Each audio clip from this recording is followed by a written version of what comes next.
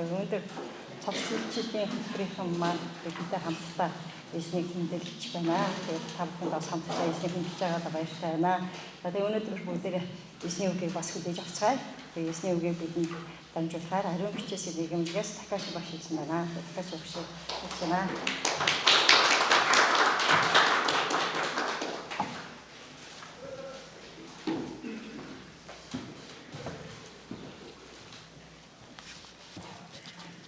Сайн байна уу? Намайг ариун бичээс ажилладаг намайг Такаши гэдэг Япон хүн байна. За тэгээд энд би 3 дахь удаага зогсоод ярих гэж байна. Хамгийн анх 2000 оны 1 удаа. Дараа нь 10 жилийн байсан билээ. Залуу арай жахан хар үсээ үед ирсэн байсан. Одоо 3 дахь удаага энд ирээд номлож байна. За намайг энэ та нарт хамт байлгаж өгч байгаа энэ сургуулийн багш нарт болон хамт өнөөдөр цагаа өнгөрөөж байгаа та бүхэнд талархаж байна. За залбираад эхлэе. Аваа танда баярлалаа. Өнөөдөр энэ цагийг та өрөөж өгөөрэй. Та үгээ айлтгаж өгөөрэй. Таны үгээр биднийг амьдруулж өгөөрэй. Таны үг үнэхээр үнэн, таны үг бол таны амнаас гарсан үг байгаа. Тэр үгээр биднийг амьдруулж өгөөч гэж танаас гуйж байна. Ярих гэж байгаа надад мэрэгэн ухаан хүч чадалт юуж байхгүй бол та өөрөө ярьж өгөөч гэж гуйж байна. Эзэн Есүсийн нэрээр залбирлаа. Амен. За шинэ гэрээний Эфес 2 дугаар бүлэгээс уншиж гисэн. Эфес 2-ын 1-ээс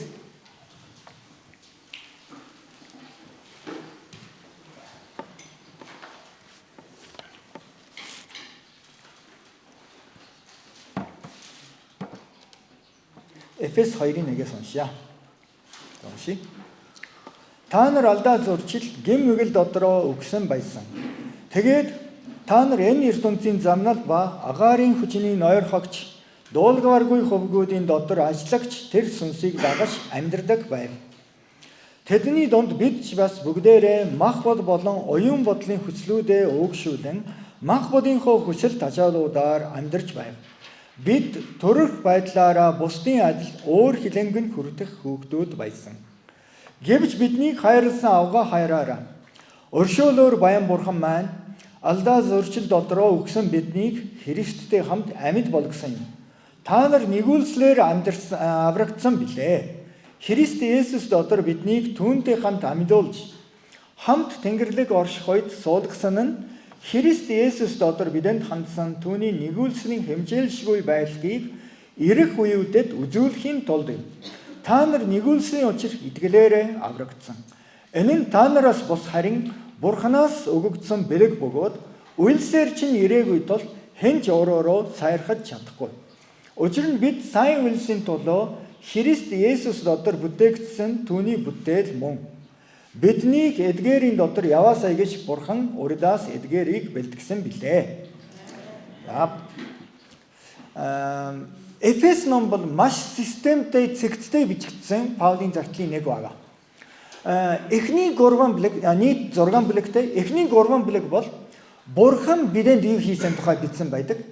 Тэгээд сүүлийн 3 бүлэг буюу 4, 5, 6 дугаар бүлэг бол бид Бурханы төлөө юу хийх ёстой тухай бичсэн байгаа. Энэ яг ийм дэстаратай. Бурхан эхлээд бидэнд юм хийсэн. Тэгээд яаж хариулах вэ? Эхлээд Бурхан биднийг хайрласан. Энэ хайранд яаж хариулах вэ гэсэн дэстаратай бичсэн юм байгаа. Үнэн дээр Паулийн загтлын дотор Ром ч гэсэн тийм талтай. Ром 1-ээс 11 бол бүлэг бол 1-ээс 11-р бүлэг бол Бурхан бидэнд юу хийсэн тухай голдоо бичсэн байдаг бол 12-оос 16 бол бид яаж амьдрах тухай голдоо бичсэн байдаг. Харин энэ Эфес бол бүр тодорхой. 1-р бүлэгээс 3-р бүлэгийн дотор ингектон тэгэгтун гэдэг үг баг нэгч байхгүй. Бурхан бидэнд юу хийсэн тухай байгаа. Энэ бол Бурханы ерөнхий зарчим мөн. Бурхан эхлээд бидэнд ажилласан. Бурхан бидэнд бүх юмыг хийсэн. Тэгээд бид нар түүнийг хүлээж аваад дараа нь бид нар амьдрна. За энэ 2 дугаар бүлэг бас түүнийг маш тодорхой бидэнд харуулж байна. За 2 дугаар бүлэгийн 1, 2, 3 дугаар ишлэл бол ийм байна. Та нар алдаа зурчил гэм нүгэл дотроо өгсөн байсан. За та нар гэдэг нь харь үндэстэн Эфесийн итгэгч нарыг ярьж байна. За нэрээс зөвхөн Эфесийн хүмүүс л тийм байсан биш. Бүх хүн тийм байсан. Тэгээд та нар өөрөөр бид нар алдаа зурчил гэм нүгэл дотроо үгсэн байсан гэж. Бид нар үгсэн байсан. Энэ бол Бурханы өмнөх бидний байдлыг ярьж байна. Бас баяр суурийг ярьж байна. Бид нар үгсэн байсан. За, үгсэн гэдэг нь юу гэсэн үг вэ? За, энэ хэллэг бас Ром 6 дугаар бүлэгт 7 дугаар бүлэгт байгаа. Бид нар нүглийн хувьд үгсэн гэж. Эсвэл 7 дугаар бүлэгт бид нар хуулийн хувьд үгсэн гэж байдаг. Энэ юу гэсэн үг вэ гэвэл бидний нүгэл үхээв. Хууль үхээв. Бид нар үгсэн гэж. За, харин үгсэн гэсэн би амьд штэ гэж бид хэлэх бах. Би энэ Ром 6-аас 10 жил өмнө эндээс ярьсан би санаж байна. За, тэр бичлэг одоо ч гэсэн үлдсэн ч байж магадгүй YouTube дээр би нэг удаа гайхсан байхгүй юу? Өөрөө юм хараад байсан. Өөрийн цаараа гараад ирсэн. Тэгээд юу вэ гэсэн чинь өөрийн номлол байсан. Тэгээд надад юу ч хэлээгүй тавьсан байгаа. Харин их баярлж байна. Дараа нь одоо би гомдсон байхгүй баярлж байна. Үнэхээр түүнийг үзээд үнэхээр маш гоё байсан баярлаа гэж танихгүй хүн хүртэл надад хэд удаа хэлсэн их би баяртай байгаа. Харин энэ ямар утгатай вэ гэдгийг тэр үед би нарийн тайлбарсан байна. Энэ баг үхэх гэдэг нь харьцаа тасран гэсэн үг байхгүй. Манай жуулганы нэг итгэгч хүний ах нь гадаад руу яваад 20 жил ямар ч сургаггүй болсон гинэ. Амьд юм уу үгүй юм тэр ч мэдэхгүй дүүнэр нь. Харин сая ээж нь нас барсан. Ээж нь үнэндээ нас барахаас өмнө Христэд итгээд диваж явсан байгаа. Тэгээд за сайн боллоо. За ямар ч байсан тэр ах нь нэг төр Монголд ирсэн гэж байгаа байхгүй. Тэгээд дараа нь яваад дахиад таг гэж. Тэр ах амьд байна уу үгүй маань мэдэхгүй. Ямар ч байсан дүүнэртэй нь ерөөсө холбоо байхгүй байхгүй. Энэ бол баг үгснээс ялгаа байхгүй. За энд байгаа үгсэн гэдэг нь тэр. За та нар алдаа зурчил гэм нүгэл дотор үгсэн байсан гэж. Христэд итгэдэггүй хүн өөрөөр хэлбэл Адамын үр удам бүгдээрээ үгсэн байгаа шүү. Бурханы тулд юу ч хийж чадахгүй, Бурхантай яасан ч харьцаж чадахгүй, Бурханыг үнэндээ ойлгож чадахгүй, Бурханыг ойлгохыг хүсэхгүй. Ийм байдаг. Үгсэн хүн тийм байна. За гэвч биеэр үгсэн шиг биш. Яагаад вэ гэвэл 2 дугаар ишлэл тэгээд та нар энэ ертөнцийн замнал ба агаарын хүчний нойрхогч дуулгаргүй хүмүүсийн дотор ажиллагч тэр сүнсийг дагаж амьдардаг байв гэж. Паул маш сонирхолтой ярьж байна. Та нар үгсэн байсан, амьдардаг байсан гэж. Хоёр эсрэг дэсэг юм ярьж байгаа биз. Үгсэн байсан гэсэн мөрдлөө амьдардаг байв гэж байгаа байхгүй. Анин бэ? За юм байна. Бурханы хувьд бол үгсэн байсан. Бурханд ямар ч ашигтай юм хийхгүй, Бурхантай харьцдаггүй, Бурханаас хол байсан байна. Харин гэм нүглийн хувьд болон сатаны хувьд идэвхтэй амьдардаг байсан байна. Яг энд ингэж байна. Энэ ертөнцийн замнал ба гэж байна. Энэ ертөнцийн замнал бол энэ ертөнцийн зам юу гэх юм мод гэх үү сатаны хөдөлгөөд тэр модын дагуу явдаг байсан байна. Бас дараа агаарын хүчний нойрхогч дуулгаргүй хөвгүүдийн дотор ажиллагч тэр сүнс. Урд нэртэй тэр сүнс бол сатан баггүй. Сатаны араас явж сатаныг дагаж амьдардаг байсан юм аа. Энэ бол бид нар байсан. Та тийм байсан шүү. Би тийм байсан шүү. За би арай гайгүй байсан гэж бидгийг бодоорой. Сая манай жуулганд нэг ирсэн нэг хүн надад ингэсэн. Пастораа би өмнө нэг хэрэн цуглаа явж байсан энэ дээр хууруу тэгж байгаа хгүй. Тэр үед би өөрийгөө сайн хүн гэж бодож байсан. Харин энд ирээд сайн мэдээг тодорхой сонсон чинь би муухай хүн бай. Би гэм нэгэлдэй байсан шүү. Би одоо л ойлголоо гэж. Үгүй энэ чинь эхлэл биш. Сайн мэдээний ойлголтын эхний хэсэг бол гэм нүгэл бохгүй. Гэм нүглийг ойлгохгүй өөрөө гэм нүгэлтэй гэдгийг хүлээн зөвшөөрөхгүй үед жинхэнэ аврал ирэхгүй. Гэмшиж аврагдана. Гэмшиж идэг юм. Гэмшин гэдэг нь би буруу байсан, муу байсан гэх ёстой шүү дээ. Би гайгүй хүн байсан, би зүгээр хүн байсан шүү дээ. Би сайн хүн байсан шүү дээ гэвэл аврал ирэхгүй. Би харин маш тодорхой ярьж чадна. Би сатаныг дагаж явж байсан. Би сатан шидэг байсан. Сатанист байсан хгүй. Христэд итгэхээс өмнө сатаныг сатан гэж мэдээд шидэг хүн байсан. За тэгээд сатаныг дуудах ёсол хийдэг байсан. За тэгээд Бурхан намайг аварсан байна. Би яг сатаныг дагдаг байсан. Харин та бүхэн ч үнэндээ над шиг муу биш байсан ч сатаныг дагаж явж байсан шүү. Юу ч эрэгтэй найз нарын хойноос явах ч юм уу, эсвэл ариг тамхи ч юм уу, за өөрөө байх энэ ертөнцийн дөө хөгжим кино юу байх нь те ариг марч юм мэдгүй. Ямар ч байсан сатан тийм юмыг ашиглаад биднийг дагуулж байсан байна. Тэр үед бид нар бурханы хувьд өгсөн хүмүүс бурханд хариулж чадахгүй, бурхантай харьцаж чадахгүй, харин сатаныг дагаж идэвхтэйгээр гэм нүгэл уйлдэж байсан юм аа.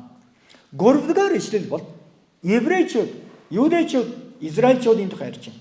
Тэдний донд, харь үндэстний донд бид ч бас энийг бич байгаа Паул нарч бас Израиль үндэстэн тэд нарч бас бүгдээр мах бод болон оюун бодлын хүслүүдээ өөгшүүлэн мах бодынхоо хүсэл тачаалуудаар амьдарч байв. Израиль хүн харьцангуй гайгүй байсан үгүй, бид нар бас адилхан байсан байна. Бид нар ч бай бидний дотор байгаа мах бодын дагуу муухай юм хийж байсан шүү гэж. Ромын 3-р бүлэгийг унших юм бол Израильч бай, харь үндэстэнч бай ялгаагүй бүгд нүглийн доор хоригдчих байна гэж байгаа. Бүгдээрээ шиг. Ари үндэстэн нөгөө үндэстнээс илүү гэсэн байхгүй. Үнэндээ Израиль бол бурханы ерөөл авсан үндэстэн мөн гэхдээ үнэндээ сампл үндэстэн байсан. Дэлхийн бүх үндэстнийг шалгахын оронд нэг сампл үндэстнийг сонгож аваад бурхан өөрийн үгээ өгсөн, өөрийгөө харуулсан, өөрийн нэгүүлсрийг өгсөн, газрыг өгсөн. За дагах уу үгүй юу шалгасан тэмцээгүй. Энэ бол Израиль байсан. Хэрвээ энэ нэгүүлсэл Япон хүнд ирсэн бол Япон ямар байсан бэ? Япон хүнд арай яхан хариуцлагатай худлаа. Тийм байхгүй. Израилаас муу. За монголчууд за ярихгүй. За ямар ч бүх үндэстэн тийм байна. За би ямар үндэснийг муулж байгаа биш. Бүх үндэстэн тийм байна. Хэрвээ бурхан сонгосон, үгээ өгсөн, за монголчуудын дундаас Авраам гараад ирлээ, Давид гараад ирлээ гэсэн ч юу болох байсан бэ гэвэл эцэст фарисеучуд, садукайчуд болоод Есүсийг тонлох тий цовдол гэж орлоод дуусах үндэстэн болох байсан. Японч бай тийм болох байсан. За тэгээд 3-ын сүүлийн хагас ингэж байна. Бид төрөх байдлаараа бусдын адил өөр хилэнгэн хүрдэх хүүхдүүд байсан. Тэр Израильчууд хүртэл бурханы ерөөлийг авах гэж өөр хилэнг хүрдэх хүүхд байсан гэж байна. За тэгвэл харь үндэстэн бид нар ч ялгаагүй. За энэ бол бидний байдал Адамын үр Адамын байдал баяр суурь бурхантай харьцах харилцаа юм байсан гэж ярьж байгаа бол дөрвөөс Христэд итгэгч нарт юу болох тухай бас бурхан яаж биднийг аврасан тухай дурдаж эхэлдэг. 4-р ишлээс гэвч биднийг хайрласан авгаа хайраараа өршөөлөөр баян бурхан маань гэж. За биднийг хайрласан авгаа хайраараа бурхан биднийг аварсан байна. За сая бид хайрын дуу дуудлаа, хайрын тухай дуу дуудлаа. Үнэхээр бурханы хайр ариун тэг уудам тэгээд хязгааргүй тэгээд хувиршгүй хайр баггүй. Тэр хайр хэр агуу байсан бэ гэдгийг бид нар үнэндээ бүрэн мэдэж чадахгүй байна. Жаахан мэдчихэв. Хуучин гэрэнд Соломоны мэргийн ухааны тухай сонссон Африкийн Шебагийн хатан хааны тухай бичсэн байдаг. Тэгээд олон юмыг асуугаад Соломоны мэргийн ухааныг сорьсон гэж байгаа байхгүй. Тэгээд сүлд юу гэж хэлсэн бэ гэвэл үнэхээр миний сонсч байсан үнэн байсан. Та үнэхээр мундаг ухаантай байна. Харин үнэндээ би нутагта энэний хагасын ч сонсч байгаагүй шүү гэсэн. Гайхаад тэгэж хэлсэн байдаг. Харин бид нар диважин явна. Эзэн Есүсийн өмнө очин, эзэн Есүстэй үр дүнхт амьдарч эхлэн тэр үед юу гэж хэлэх вэ гэвэл манай пастор ерөөсөө ингэж тодорхой яриаг байсан шүү дээ. Манай пастор ястаа ингэж яриаг, ингэж би бодж байгаагүй гэж бид нар бүгдээрээ гайхан. Бид бүгдээрээ шүү за. Би ч гэсэн гайхан, та бүхэн ч гэсэн гайхан. Манай эдгэг ч гэсэн надад гомдол хэлж магадгүй. За одоо диважин гэм нэг л байхгүй чи гомдохгүй баг. Харин яаж байсан Үнэхээр бид нар гайхаад эзэнсийг илүүгээр магтана. Тийм биш үү? За энэ яг тэр хайр ямар байсан бэ гэвэл өршөөлөөр баян бурхан маань алдаа зөрчил дотор үгсэн бидний хараа дахиад бисэн үгсэн байсан. Бид нар үгсэн байсан шүү. За тэгээд бурханы үгийг сонсож тоохгүй юу Есүс гэж харааж яйсан ч юм уу. Ийм байгаад байхгүй. Яг үгсэн юм чинь ойлгохгүй. За нэг хүн нас барлаа гэж бодъё.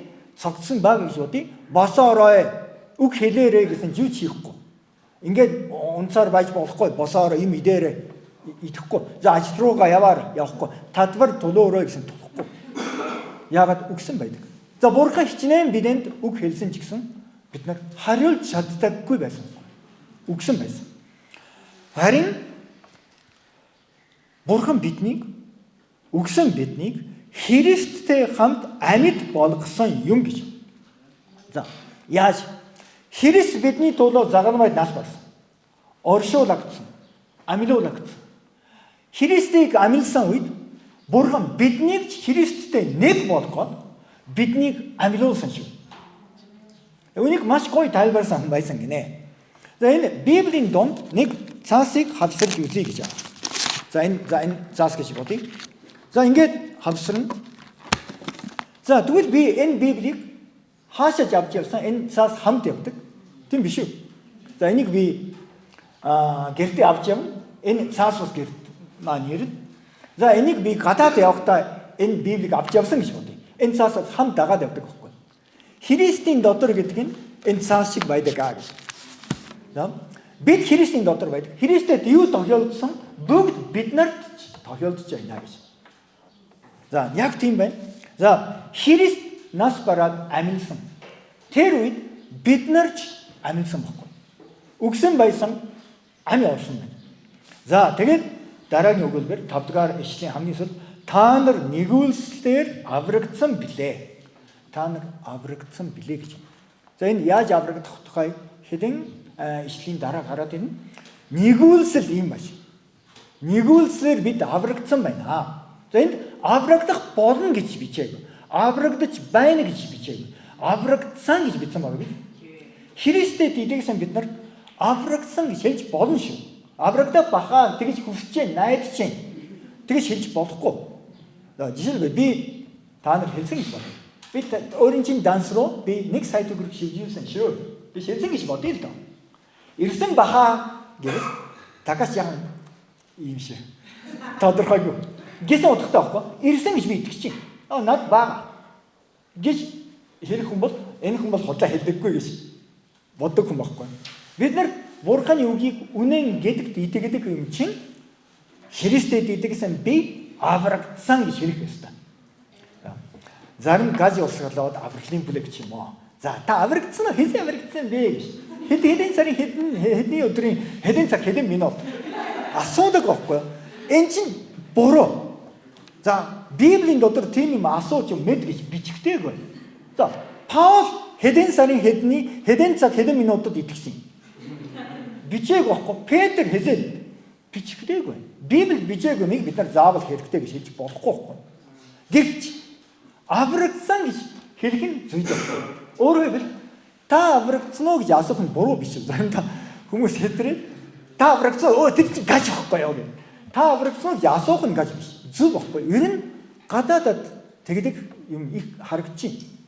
Ялангуяа Америк явбал та Христ итгэж юу гэж асуувал бүгдээрээ тийм ээ гэж хэлдэг. Тиймээс та аврагдсан уу гэж асуувал юу гэлээ гэд жоохон яриа эхэлдэг гэд тэгэж асуудаг гэж байна. Бид нар бас өөр аврагдсан гэж Христэд итгэж хүн аврагдсан гэсэн бурханы үгээр өөрийгөө аврагдсан гэж зоригтой хэлэх ёстой биш үү? За дараа 6 Христ Есүс дотор биднийг түүнтэй хамт амьлуулж хамт Тэнгэрлэг оршихойд суулгасан гэж. За Христ одоо хаа байна? Тэнгэр байна уу те? Тэнгэр байна бурханы хажууд байна тийм бурханы баруун гард заларч байна. Тийм биш үү? За Христ Тэнгэр бурханы баруун гард байна. Бид нар хаа байна? Хамт байна. Хан байна. Бурханы баруун гард заларч байгаа шүү. Ямар агуу ярих вэ? Тийм биш үү? Тийм бурханы баруун талд бид нар яаж байж болох юм? Харин Христэд итгэсэн Христийн дотор байгаа бид тэнд байгаа байхгүй. Энэ бол Бурханы өмнөх баяр суурийг ярьж байна. Колосай 3-р бүлэгийг үзвэл бид нарын амь Христийн дотор Бурханы тэнд нууд хадгалагдсан гэж хэлсэн байна.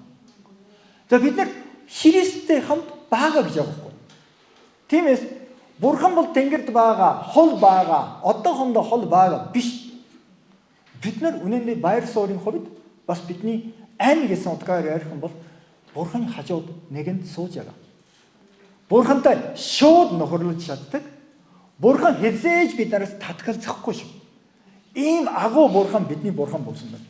Бид нар энэ Бурханы хүүхдүүд болсон байна. За 7.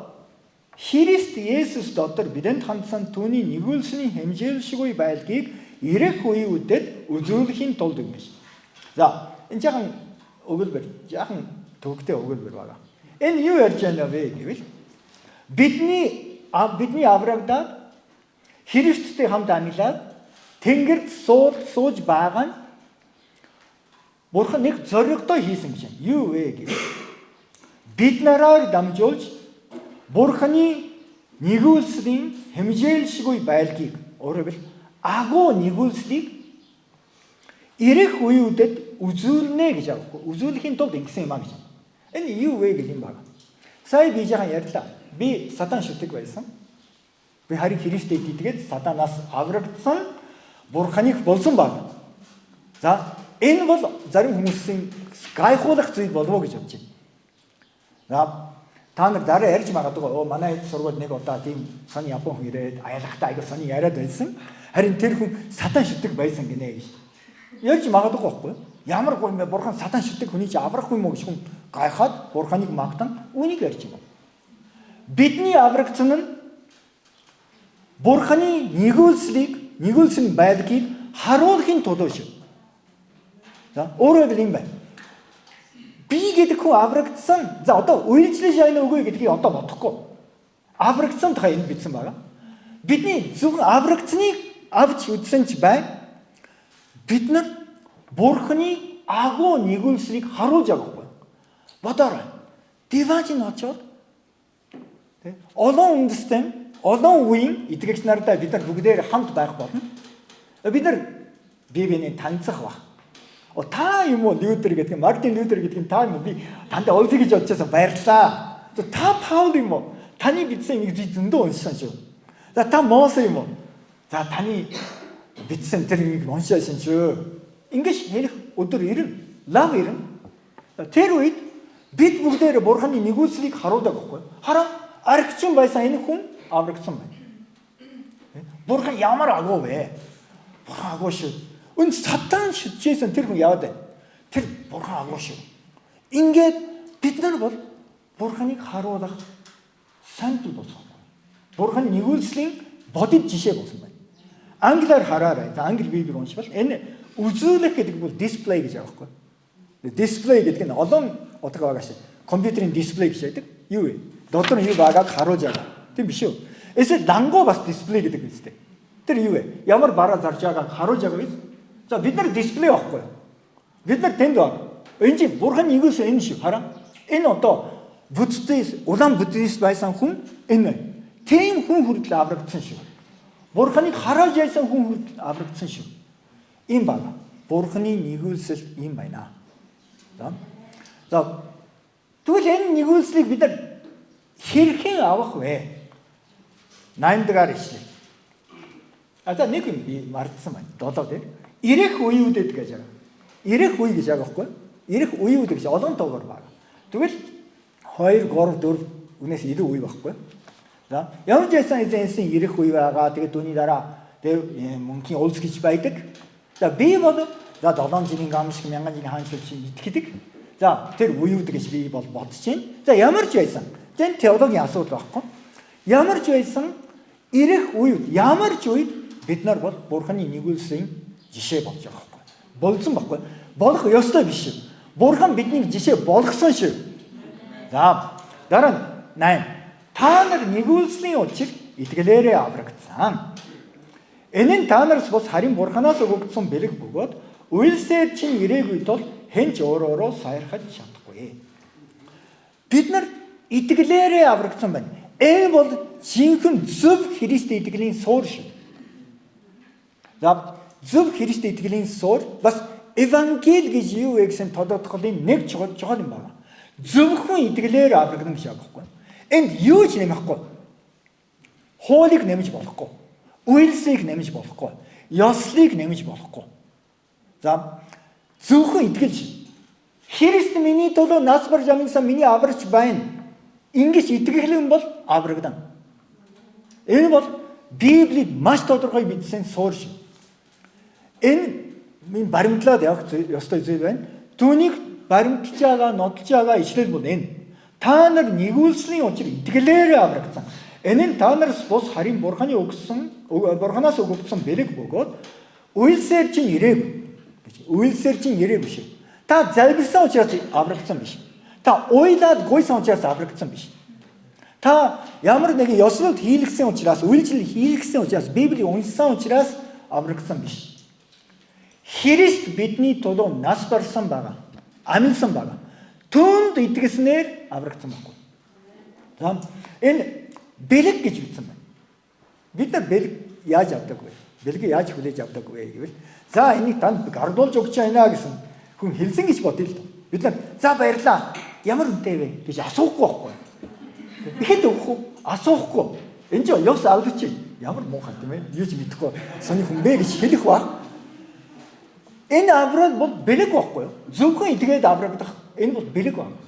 Яаж авах вэ? Зүгээр авна. За би ингээд уйлаад залбирсан учраас аврагдсан ч үнэндээ биш байхгүй. Христ бидний төлөө нас барж амилсан учраас аврагдсан баг. Түүнд итгэсэн. За тэр минийх байна. Итгэсэн. Аврагдсан. Ийм авралыг бид нар авсан шүү. Энэ бүх юм Бурханы бэлэг, Бурханы нэгүүлсэл, Бурханы хайр байсан. За үгсэн хүн Христийн загалмайгаар түүнд итгэснээр аврагдсан байна. Амьтай болсон байна. Бурхантай хамгийн ойрхон явах болсон байна. За энэ бол Бурханы нэгүүлсэл юм аа. Тиймээс Бурханы өмнө бид үгсэн байсан гэдгийг мэдэх ёстой. За энд бидний яг практикийн нэг юм байна. За бид нар олон хүнд сайн мэдээ ярьж ямар ч ясан үнэхээр аврыг гэж бодоод хичээж чинь өдөр бүр хичээж чинь. Харин заримдаа сайн явж өгөхгүй хүн гэж байдаг байхгүй. За нэг эндээс бодох ёстой юм байна. Юу вэ гэвэл тэр хүн итгэгч гэж өөрөө ярьж гэвч үнэхээр аврагдсан уу, үнэхээр итгэсэн үү? Энийг чам бид нар ажиглах хэрэгтэй байхгүй. Яагаад вэ гэвэл магадгүй тэр хүн жинхнээр итгээгүй бол аврал байхгүй шүү дээ. Аврал байхгүй бол үгсэн байгаа байхгүй. Амьд биш байхгүй. Амьд биш хүнд та Библи уншаарай, цуглаан ирээрээ, гим нэгэл сод яваарай. Хичнээн ярьсан ч гэсэн хийх хүч байхгүй. Тиймээс дэстараа бол тодорхой сайн мэдээ байхгүй. Мэдээж одоо би арх ууж байгаа тэр байдлаар сайн мэдээг сонсоод итгэх гэж бодохгүй юм. Тэгээ яг эрүүл саруул үед ярьж үнэхээр итгэх ёстой баг. Тийм учраас тэр талаас бас зохих арга хэмжээ авах ёстой гэж бодож байна. Гэвч үнэхээр тэр хүн итгэсэн үгүй ажиглах хэрэгтэй байхгүй. Амьтай болсон бол яг нянах хүч шиг өөрөө уйлаад сүү ууж эхэлнэ. Тэгээд сүү уугаад өсөх юм бол Бурханы үгсүү гэж нэгдүгээр Петр бичсэн байгаа шүү дээ. Сүү ууж өсөх юм бол өөрөө одоо юм идэж эхлэн биз дээ. Яг итгэлийн амьдрал тэгж эхэлдэг. За энд чухал юм байна. Нэрэ тэр хүн амьтай байна уу? Ань байна уу тэр хүнд? Тэнгэрийн мөнхийн ань байна уу? Йохан 3:16-аг та бүхэн сайн мэдж байгаа. Бурхан ертөнцийг үнэхээр хайрлсан учраас цорын ганц хүүгээ өгсөн. Тиймээс хүүд итгэдэг хэн ч мөхгүй харин мөн хамтай болно гэж байгаа байхгүй. Тийм шүү дээ. Хүүд итгэдэг хэн ч мөхгүй харин амьдрал өөрчлөгдөн гэж бичээг байна. Эсвэл аврагдан гэж бичээг байна. Нүглээ уучлуулна гэж бичээг байна. Мөн хамтай болно гэж авъя.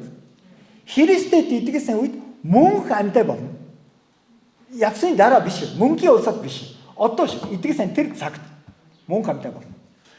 Мөн хамтай болсон бол тэр ам яг нялх хүүхдийн ам шиг сүү хүсч эхэлдэг. Тэгээд Бурханы үгийг хүсдэг. Түүнийг сонсоод бодсоор баяж өсөөд явдаг.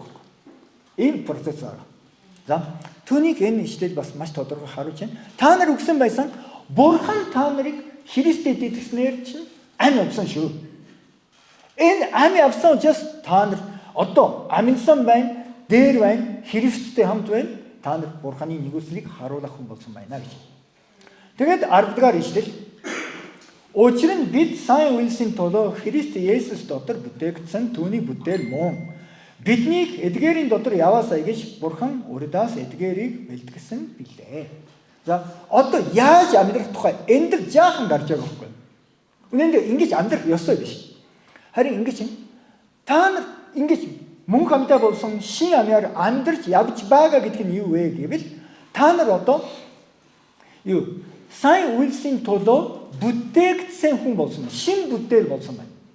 За шин бүтээл болсон учраас шин юм хийж чаддаг шүү гэж. За энэ яг ингэж би маш тодорхой заасан байдаг. Та нар өөр хичээгээд өөрийгөө өөрчлөөд Бурханд үйлчлэж яв гэж бичээг байхгүй. Та нар үнд зориулж бүтээгдсэн байна гэж. За яг үнд зориулж бүтээгдсэн юм чинь хийж чадна гэсэн үг байхгүй. За түүний суурь бол Христийн ам шиг. Христийн ам мөн ам шин ам тэр та нарын дотор байгаа учраас Бурханд үйлчлэх хүч бол та нарт байна. Та нар үүний төлөө бүтээгдсэн учраас яг зориултын бүтээл болсон байна. Тиймээс сайн үйлс хийж чадна. Энэ сайн үйлс гэж юу вэ? Бурханд үйлчлэх явдлыг хэлж байна. Бид бүгдээрээ Бурхандаа үйлчлээд явж чадна шүү. За Бурханы нэгүсэл юм байна. Бурханы нэгүсэл биднийг амьлуулсан байна, амьтай болгосон байна, дээшээ өргөсөн байна, хамгийн өндөр байр суурьтай болсон байна. Нэг улсын ерөнхийлөгчөөс дээр Бурханы хажууд суудаг болсон байна. За ерөнхийлөгчд гадаад улсын ерөнхийлөгчтэй хамт сууж болно. Гэвч ерөнхийлөгч гэсэн ч Бурхантай хамт сууж болдоггүй. Харин бид нар бол нэгэнд Бурханы хажууд суудаг хамгийн өндөр байр суурьтай хүмүүс болсон шүү. Тиймээс үнэхээр талархалтайгаар энэ Бурхандаа үйлчлээд амьдрцгаая гэж уриад дуусъя. За одоо Бурхандаа дахин залбирая. Аава тандаа баярлалаа. Өнөөдөр энэ цагийн төлөө тандаа талархаж байна. Та үнэхээр чухал үгийг бидэнд айлдж өгсөнд баярлалаа. Бид нар ийм өндөр байр суурьтай болсон гэдгийг өнөөдөр дахин сонслоо. Бидний энэ байр суурьнд амьдарч явахад та туслаарай. Үнд зогсдоо явах хүмүүс болгож өгөөрэй. Эзэн Есүсийн нэрээр залбирлаа. Амен.